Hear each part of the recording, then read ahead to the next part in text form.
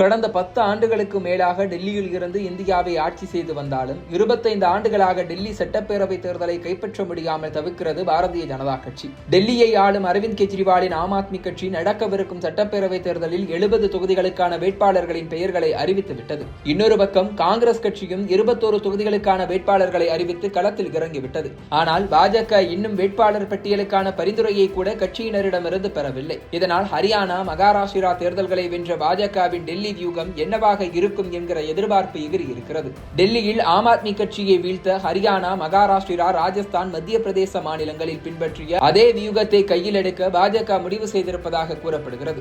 டெல்லியிலும் OBC சமூகத்தைச் சேர்ந்த 52 கிளை சமூகங்களை குறிவைத்து பிரச்சாரத்தை தொடங்கி இருக்கிறது பாரதிய ஜனதா கட்சி. பால் சமூகத்தினருடன் மத்திய இணையமைச்சர் SP பாகேல் சிங் பேச்சுவார்த்தை நடத்தி இருக்கிறார். இதேபோல ராவா, ராஜ்புத், காஷ்யாப், ராஜ்பாத், ஜோகி, லோதி, டெல்லி சமூகங்களை குறிவைத்து அடுத்தடுத்த சந்திப்புகள் நடத்தப்படும் என்று டெல்லி பாஜக ஓபிசி மோர்ச்சா தலைவர் சுனில் யாதவ் கூறியிருக்கிறார். இது தவிர பெண்களை மையப்படுத்தியும் தொழிலதிபர்கள் மற்றும் சமூகத்தில் தாக்கத்தை ஏற்படுத்தும் அளவுக்கு சக்தி கொண்ட ஓபிசி தலைவர்களை மையப்படுத்தியும் 2 பெரிய மீட்டிங்குகளை நடத்த டெல்லி பாஜக திட்டமிட்டிருப்பதாக கூறப்படுகிறது. இது மட்டுமில்லாமல் ஹரியானா, மகாராஷ்டிரா மாநிலங்களில் செய்ததை போலவே டெல்லி முழுவதும் சிறு சிறு மீட்டிங்குகளை நடத்தவும் பாஜக முடிவு செய்திருக்கிறதா? ஆனால் இது டெல்லியில் எந்த அளவுக்கு கை கொடுக்கும் என்கிற கேள்வி எழுந்திருக்கிறது. ஹரியானாவில் ஜாட் சமூக ஆதிக்கத்திற்கு எதிராக ஓபிசி சமூகத்தை ஒன்றிணைத்து பாஜக வெற்றி பெற்றது. இதேபோல மகாராஷ்டிராவில் மராத்தா சமூக ஆதிக்கத்திற்கு எதிராக மற்ற ஓபிசிக்களை ஒன்றிணைத்து வென்றது. ஆனால் டெல்லியில் ஓபிசிக்களை ஒன்றிணைப்பதற்கான ஒரு காரணத்தை பாஜகவால் கண்டடைய முடியவில்லை.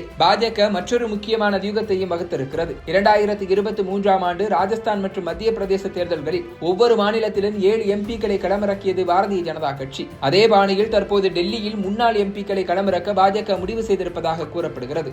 இதனால் தான் நடந்து முடிந்த மக்களவை தேர்தலில் கூட டெல்லியில் மனோஜ் திவாரி தவிர வேறு யாருக்கும் மீண்டும் போட்டியிட வாய்ப்பு வழங்கப்படவில்லை என தெரிய வருகிறது. அதன்படி முன்னாள் நியூ டெல்லி எம்பி மீனாட்சி லேகி லாஜ்பத் நகரிலும், சார்னி சவுக் எம்பி ஹர்ஷ்வர்தன் கிருஷ்ணா நகர் தொகுதியிலும் களமிறக்கப்பட வாய்ப்பு இருக்கிறது. தெற்கு டெல்லி முன்னாள் எம்பி ரமேஷ் பிதூரி தற்போதைய முதலமைச்சர் அதிஷியை எதிர்த்து கல்காஜி தொகுதியில் களமிறங்குவார் என எதிர்பார்க்கப்படுகிறது. இதேபோல மேற்கு டெல்லி முன்னாள் எம்பி பவேஷ் வர்மா முன்னாள் முதலமைச்சர் அரவிந்த் கெஜ்ரிவாலுக்கு எதிராக நியூ டெல்லியில் களமிறங்க வாய்ப்புகள் உள்ளன. இது தவிர டெல்லி பாஜக தலைவர் வீரேந்திர சச்தேவா, முன்னாள் மத்திய அமைச்சர் விஜய் கோயல் ஆகியோரும் டெல்லி சட்டப்பேரவை தேர்தலில் களம் காண வாய்ப்பு இருப்பதாக கூறப்படுகிறது. இது தவிர எஞ்சிய தொகுதிகளில் வேட்பாளர்களை களமிறக்க தகுதியான நபர்களை தேடிக் கொண்டிருக்கிறது பாரதிய ஜனதா கட்சி. மூத்த தலைவர்களிடம் சர்வே நடத்தி போட்டியிட விரும்பும் தலைவர்களிடம் பாஜக பேச்சுவார்த்தையை நடத்தி இருக்கிறது. டெல்லியில் ஒவ்வொரு மக்களவை தொகுதிக்கும் கீழ் 10 சட்டப்பேரவை தொகுதிகள் இருக்கின்றன. இதனால் அந்தந்த தொகுதிகளின் எம்பிக்கள் தங்களுக்கு கீழ் உள்ள சட்டப்பேரவை தொகுதிகளில் ஒரு தொகுதிக்கு 3 பேர் வீதம் தகுதியான நபர்களை பரிந்துரைக்க உத்தரவிடப்பட்டிருக்கிறது. தற்போது நாடாளுமன்ற கூட்டத்தொடர் நடந்து கொண்டிருப்பதால் அதன் பிறகு பாஜக தேர்தல் குழு ஒன்று கூடி பரிந்துரை செய்யப்பட்ட பெயர்களை பில்டர் செய்து அதிலிருந்து வேட்பாளர் பட்டியலை தயார் செய்து வெளியிடும் என்று எதிர்பார்க்கப்படுகிறது.